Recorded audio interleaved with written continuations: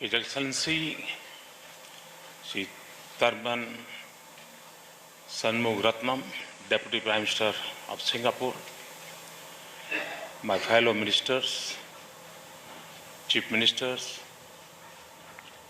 invited speakers, and friends. There was a time when development was believed to depend on the quantity of capital and labor. Today we know that it depends as much on the quality of institutions and ideas. Early last year, a new institution was created, namely the National Institution for Transforming India, or NITI. NITI was created as an evidence-based think tank to guide India's transformation. One of NITI's functions is to mainstream external ideas into government policies. Through collaboration with national and international experts, to be the government's link to the outside world, outside experts and practitioners, to be the instrument through which ideas from outside are incorporated into policy making. The Government of India and the state governments have a long administrative tradition. This tradition combines indigenous and external ideas from India's past. This administrative tradition has served India well in many ways. Above all, it has preserved democracy and federalism, unity and integrity in a country of glorious diversity. These are not small achievements, yet we now live in an age where change is constant and we are variables. We must change for both external and internal regions. Each country has its own experiences, its own resources, and its own strengths. 30 years ago, a country might have been able to look inward and find its own solutions. Today, countries are interdependent and interconnected. No country can afford any longer to develop in isolation. Every country has to benchmark its activities to global standards or else fall behind. Change is also necessary for internal regions too. The younger generation in our own country is thinking and aspiring so differently that government can no longer afford to remain rooted in the past. Even in the families, the relationship between the young and old has changed. There was a time when elders in a family knew more than those who were younger. Today, with the spread of new technology, the situation is often reversed.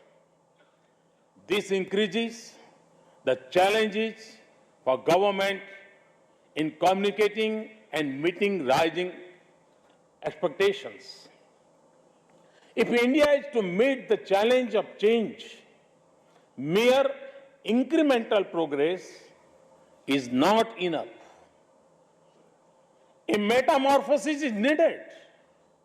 That is why my vision for India is rapid transformation, not gradual evolution.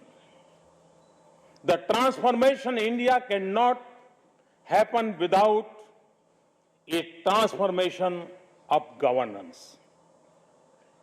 A transformation of governance cannot happen without a transformation in mindset.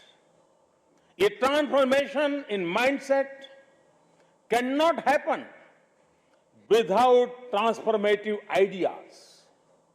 We have to change laws, eliminate unnecessary procedures, speed up processes, and adopt technology. We cannot march through the 21st century with the administrative system of the 19th century. Fundamental changes in administrative mindsets usually occur through sudden shocks or crises. India is fortunate to be a stable democratic polity.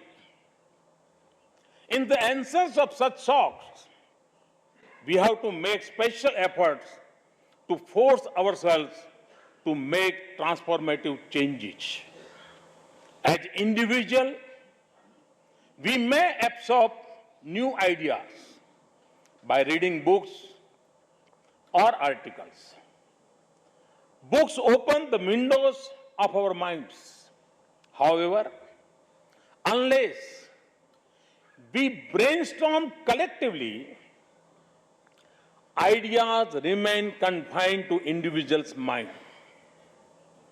We often hear of new ideas and understand them, but we do not act upon them because it is beyond our individual capacity. If we sit together, we will have the collective force to convert ideas into action. What we need is a collective opening of our minds to let in new global perspectives. To do this, we have to absorb new ideas collectively rather than individually. It requires a concentrated effort. As many of you know, ever since taking office, I have personally participated in structured brainstorming sessions with bankers, with police officers, and with secretaries to the government. The ideas coming from those sessions are being incorporated into policy. These efforts have been to tap ideas from inside. The next step is to bring in ideas from outside. Culturally, Indians have always been receptive to ideas from elsewhere. It is said in the Rig Veda, Ano Badraha Kritvo Yantu Vishwataha, which means let us welcome noble thoughts flowing in from all directions. This is the purpose of the Transforming India lecture series. It is a series which we will attend not as individuals, but as a part of a team who can collectively make change happen. We will draw the best from the wisdom and knowledge of eminent persons who change or influence change in the lives of many to make their nation a better place in the planet. This structure will be the first in series. You have all been given a feedback form. I look forward to your detailed and frank feedback to help us improve this process. I request you to suggest names of experts and panelists from inside and outside India. I also request all secretaries to government to conduct a follow-up discussion in a week's time with the participants from their ministries. The purpose is to convert ideas that emerged in today's session into specific action points relevant to each group. Whenever possible, I request the ministers also to participate in these sessions. One of the greatest reformers and administrators of our time was Lee Kuan Yew, who transformed Singapore to what it is today. It is therefore fitting that we are inaugurating this series with Sri Tharman Shanmugaratnam, Deputy Prime Minister of Singapore. He is a prolific scholar and public policy maker.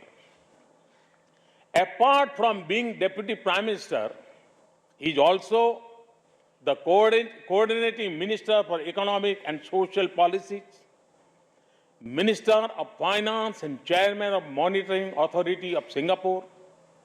In the past, he has served as the Minister of Manpower, Second Minister of Finance and Minister of Education.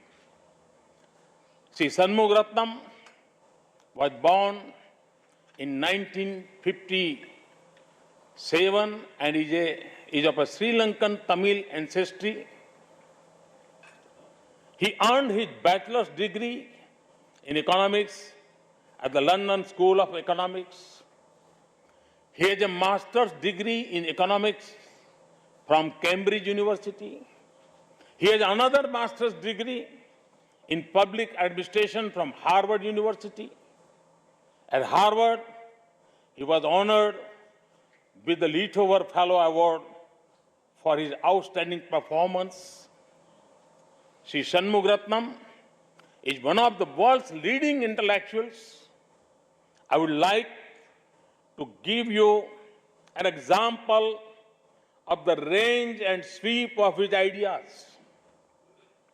Today, Singapore's economy depends a lot on transshipment. But if global warming melts the polar ice caps, new navigation routes may open and possibly reduce Singapore's relevance. I'm told he has already started thinking about this possibility and planning for it. Friends, the list of achievements and honors received by Sri Shanmugaratnam is long, but we are all eager to listen to him. Therefore, without further delay, it is with great pleasure that I welcome Sri Tharman Shanmugaratnam to the stage and request him to enlighten us on the subject of India in the global economy. Welcome.